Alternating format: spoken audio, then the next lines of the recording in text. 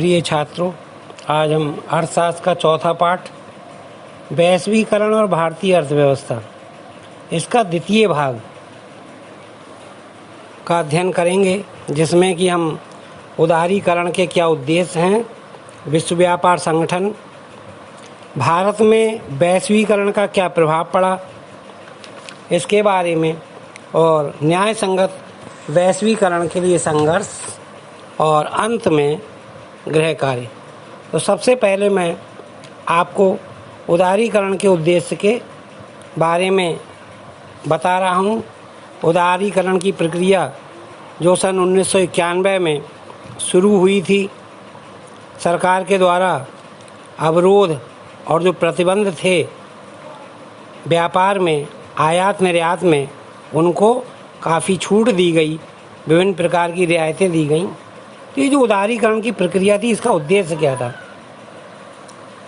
इनके जो उद्देश्य तो काफ़ी थे, लेकिन जो 5 प्रमुख उद्देश्य हैं उनको मैं क्रम से बता रहा हूँ। तो इस उदारीकरण का उद्देश्य में पहला उद्देश्य आता है कि उत्पादन प्रणाली को सक्षम बनाकर अंतर्राष्ट्रीय प्रतिस्पर्धा के लिए तैयार करना। उत्पादन प्रणाली को सक्षम बनाकर अंतर्राष्ट्रीय प्रतिस्पर्धा के लिए तैयार करना।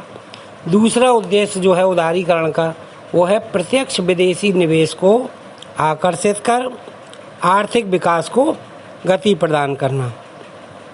तीसरा हमारा उद्देश्य आएगा, ध्यान से सुनेंगे और समझेंगे उदारीकरण के उद्देश्यों को, क्योंकि गृह कार्य में जो प्रश्न आएंगे उनके उत्तर आपको इसी वीडियो को देखकर ही समझकर ही मिल पाएगा, लिख पाओगे। तो इसलिए इन उद्देश्यों को ध्यान से सुनें। तीसरा उद्देश्य उदारीकरण का, आधुनिक तकनीक एवं सक्षम प्रबंधन को अर्थव्यवस्था में समावेशित करना। चौथा उद्देश्य उद्योगों की स्थापना की प्रक्रिया को सरल बनाना।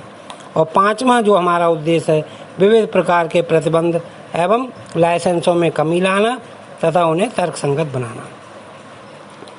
विश्व व्यापार संगठन WTO, world trade organisation, WTO world trade organisation एक अंतर्राष्ट्रीय संगठन है जो देश हैं उन देशों के बीच व्यापार के वैश्विक नियमों का पालन करता है।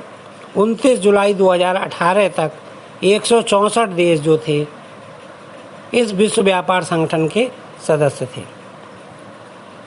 प्रिय छात्रों, भारत में वैश्वीकरण का क्या प्रभाव हुआ, इसके बारे में अब हम लोग चर्चा करेंगे, समझेंगे। ये जो वैश्वीकरण की प्रक्रिया है, इससे भारत को कितना लाभ पहुंचा।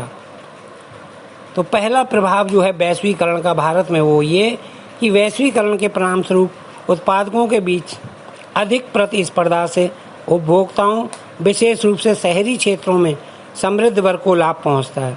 ये बेहतर गुणवत्ता वाले उत्पादों और कम कीमतों के साथ बेहतर विकल्प देता है। दूसरा जो प्रभाव है वैश्वीकरण का, वो कि उद्योगों और सेवाओं में नए रोजगार उत्पन्न हुए हैं। तीसरा, वैश्वीकरण ने सूचना और संचार प्रौद्योगिकी वाली कंपनियों के लिए नए अवसरों का सृजन किया है। चौथा प्रभाव वैश्वीकरण का भारत में कि वैश्वीकरण ने बड़ी संख्या में छोटे उत्पादकों और श्रमिकों के लिए बड़ी चुनौतियां खड़ी की हैं। हर चीज़ के 2 पहलू होते हैं, सिक्के के 2 पहलू होते हैं। उनका कुछ लाभ अगर होता है तो कहीं ना कहीं उसका जो दूसरा पक्ष है उसमें कुछ ना कुछ परेशानियां, दिक्कतें होती हैं। तो उसी संबंध में प्रतिस्पर्धा और अनिश्चित रोजगार, श्रमिकों के जीवन स्तर को वैश्वीकरण एवं प्रतिस्पर्धा के दबाव ने बड़े पैमाने पर प्रभावित किया है। श्रमिकों का रोजगार अब अनिश्चित हो गया है। जो श्रमिक हैं, जो मजदूर हैं, उनका रोजगार अब अनिश्चित हो गया है। और बहुराष्ट्रीय कंपनियां जो लाभ कमाती हैं, उस लाभ में जो का लाभ होता है बहुराष्ट्रीय कंपनियों को, उस मिले लाभ में श्रमिकों को वो उचित भागीदारी नहीं देती हैं। श्रमिकों को उचित भागीदारी लाभ में नहीं मिल रही है। काम तो उनसे लिया जा रहा है, लेकिन उस काम के अनुपात में जो कंपनी लाभ कमा रही है, वो लाभ, उसका लाभ जो है वो श्रमिकों, मजदूरों को नहीं मिल पा रहा है। वर्तमान कार्य परिस्थितियाँ और श्रमिकों की कठिनाइयाँ भारत की औद्योगिक इकाइयों एवं सेवाओं में आम बात हो गई है। न्याय संगत वैश्वीकरण के लिए संघर्ष। आर्थिक क्षेत्र में संलग्न शिक्षित, कुशल और संपन्न लोगों ने वैश्वीकरण से मिले नए अवसरों का समुचित उपयोग किया है, लेकिन इसके अंतर्गत कई लोगों को लाभ में उचित भाग नहीं मिला। न्याय संगत वैश्वीकरण सभी के लिए अवसर प्रदान करेगा और ये सुनिश्चित भी करेगा कि वैश्वीकरण के लाभों में सबकी न्याय संगत सहभागिता हो। अंत में आपका गृह कार्य, विश्व व्यापार संगठन का उद्देश्य क्या है? पहला प्रश्न। दूसरा, भारत में वैश्वीकरण के प्रभाव लिखिए। तीसरा, उदारीकरण के 2 उद्देश्य लिखिए। और चौथा प्रश्न है कि वैश्वीकरण को संभव बनाने वाले कारक कौन कौन से हैं। लेकिन ये जो प्रश्न है आपका, इसका उत्तर आपको ये जो मेरा पहला वीडियो है इसी पार्ट का, उसे देखकर तब आप दे पाएंगे। मतलब इसका उत्तर देने के लिए आपको मेरा इससे पहले वाला वीडियो देखना होगा। अभी तक जिन छात्रों ने मेरा ये चैनल सब्सक्राइब नहीं किया हो वो चैनल सब्सक्राइब कर लें